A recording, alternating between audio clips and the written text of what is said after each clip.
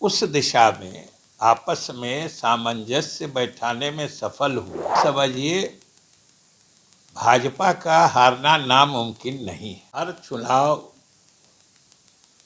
जो होता है, चाहे एक प्रदेश में हो चाहे कई प्रदेशों में एक साथ हो, उसके जो नतीजे आते हैं उसके कुछ स्पष्ट संदेश होते हैं।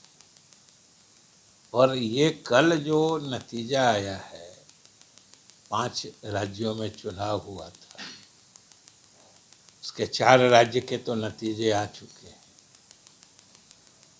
उनसे भी एक स्पष्ट संदेश दिख रहा है और वो महसूस हो रहा है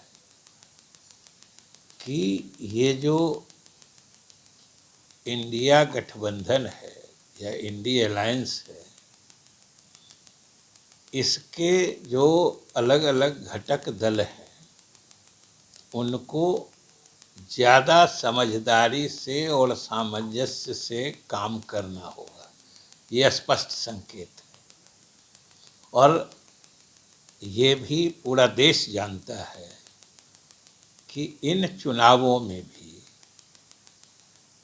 इंडिया गठबंधन के सारे घटक दल एकजुट होकर नहीं लड़े थे। और ख़ास तौर से हम लोगों की पार्टी यानी जदयू, या ख़ास तौर से कहिए पूरा बिहार का जो महागठबंधन है, हम लोग शुरू से इस बात को मानते हैं और कहते रहे हैं कि भाई सबसे पहले आपस की समझदारी बननी चाहिए।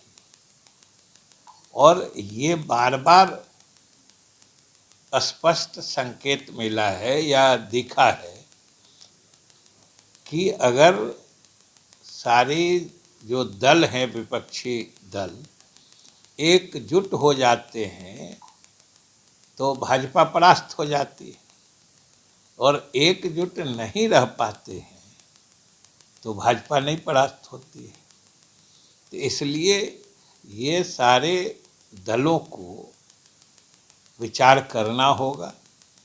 और अभी 6 तारीख को जो गठबंधन की बैठक है इंडिया अलायंस की,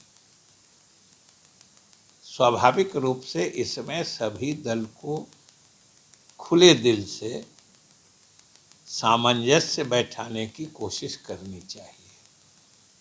और चूंकि इस गठबंधन में कांग्रेस पार्टी सबसे बड़ी पार्टी है, स्वाभाविक रूप से उसकी जिम्मेदारी ज़्यादा बन जाती है। और फिलहाल ये जो 5 राज्यों में चुनाव हुए हैं, खासतौर से 4 राज्यों में, ये आपसी समझदारी नहीं बन पाने का नुकसान भी कांग्रेस को ही हुआ है ज़्यादा। तो कांग्रेस को थोड़ा और ज़्यादा सामंजनशील बनना पड़ेगा, जिसको कहते हैं एकोमोडेटिव, कि क्षेत्रीय पार्टियां जहां भी मजबूती से हैं, उनकी मजबूत उपस्थिति और मजबूत पकड़ को देखते हुए कांग्रेस को उनके लिए उतनी जगह भी बनानी पड़ेगी और उस हद तक उदार भी बनना पड़ेगा। और अभी भी ये साफ है कि अगर सभी विपक्षी पार्टियां जो इस गठबंधन के बनने से पहले से ही स्पष्ट है और मुख्यमंत्री नीतीश कुमार जी के ही पहल के आधार पर